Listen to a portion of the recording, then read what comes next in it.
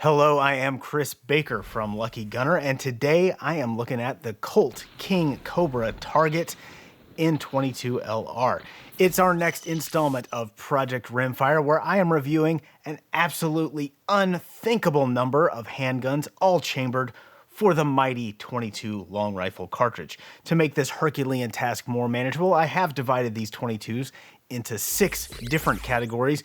We are currently in the medium frame revolver category.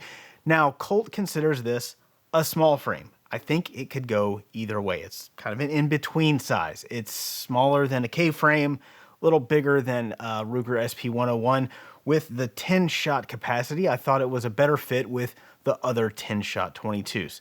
Now, I have not given Colts a whole lot of attention since they relaunched their revolver lineup back in 2017. I had a bad experience with one of those early 38 Special Cobras, but that's almost a decade ago. I think they are long overdue for another chance. The 22 version of the Colt King Cobra came out in 2022. This is their one and only rimfire model, but they do offer it in 5 different barrel lengths. This one is the 3-inch model because, as we've already established in our last video, 3-inch revolvers are objectively the best, but if you are one of the poor unenlightened souls who objected to that comment, you can also have it with a 2-inch, 4¼ inch, 6-inch, or even 8-inch barrel. That's more barrel length options than any other 22 revolver on the market. The gun we have here is a King Cobra, which means it's built on the beefier Magnum version of the Cobra frame, and the Target designation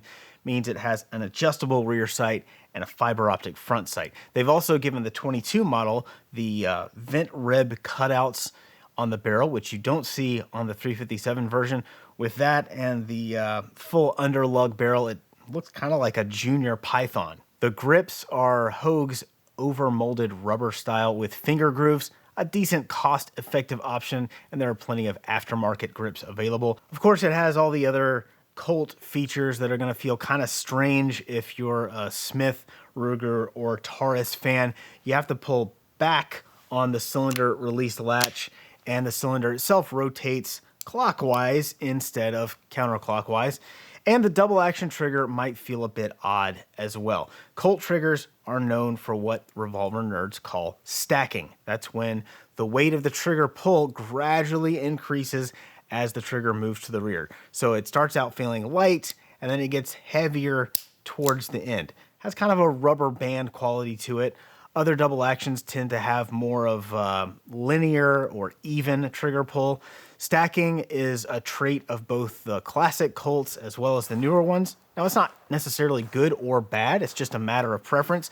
Personally, I don't mind it, but it does take a little getting used to. The King Cobra has what I would describe as very smooth or gentle stacking. Overall, it's a fairly light double action, about 8.5 pounds.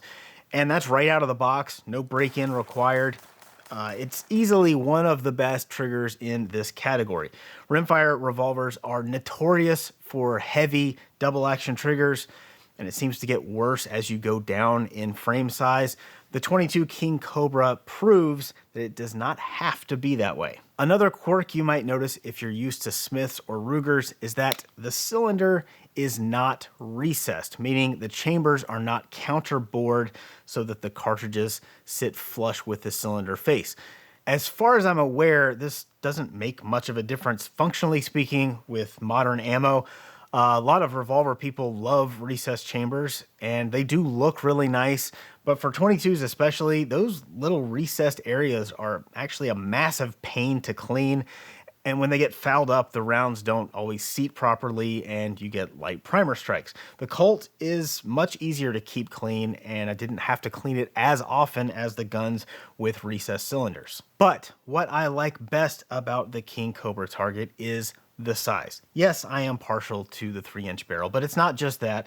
It really is in kind of a Goldilocks zone. With this barrel, it weighs 31 ounces.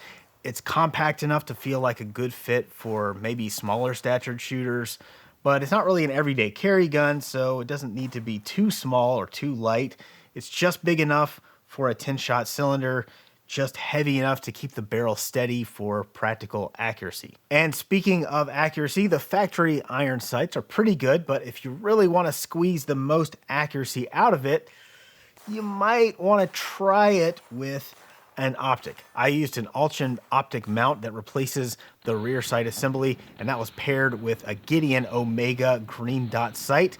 And special thanks to Gideon for providing us with the optics we're using in Project Rimfire. Now, somebody always reacts like I just kicked their puppy whenever I put an optic on a wheel gun, and that's okay.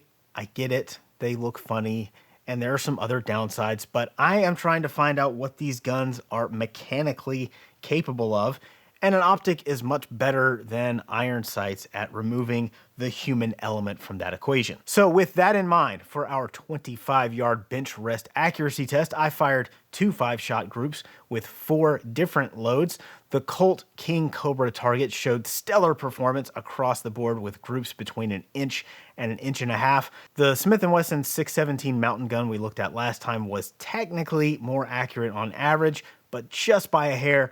No matter how you look at it, this is outstanding consistency for a factory 22 revolver. Okay, now for what I did not like about this revolver. I have 2 issues, 1 minor and 1 bigger complaint. Colt has obviously paid a lot of attention to the aesthetics of their new revolvers. The King Cobra Target has a mirror bright finish unlike anything you're going to find on production guns from the other big revolver makers. They've left a matte finish on the top to avoid glare, and the engraving is sharp and clean, but they have got this inventory tracking code thing engraved right on the side of the frame. Why do they do this? Could they not make it a sticker, or at least put it somewhere less conspicuous? Now, it's not a deal breaker or anything, but it does undercut the otherwise timeless aesthetic they're going for. Now, the bigger issue I had was the trigger reset, and this is a fairly common complaint with all the newer Colts. It has a false reset point where you will feel a click, but the trigger has not reset completely. When you try to press it again, it just won't move. You have to let it out 1 more click, and then it's fully reset. If you ever like to shoot fast and you're used to Smiths or probably even Rugers, you're almost guaranteed to short stroke this trigger, at least at first. A lot of people have similar issues with the Ruger LCRs. I think it's more pronounced in the Cobra. Now, it's something I couldn't get used to eventually, but because of this issue, I would not recommend a 22 Colt as a training analog for a non-Colt centerfire revolver. Other than that, I don't have any real complaints. I am going through these Rimfire reviews pretty quickly, so I can't speak to long-term durability. But for what it's worth, the King Cobra has been 100% reliable for about 500 rounds, and that's a strong start. This would make a great first revolver for anyone who just wants to add a fun wheel gun to their collection. If you're a revolver guy, you probably already know whether you like Colt. If you do, I think this is a good one. Coming up soon, I'll have our medium frame revolver roundup video, and we will see how the Colt compares to other 22s in this category. Make sure you subscribe so you don't miss that. Until next time, if you have a 22 Colt King Cobra Target, leave us a comment, let us know what you think of it, and when you need some ammo, be sure to get it from us with lightning fast shipping at Lucky Gun.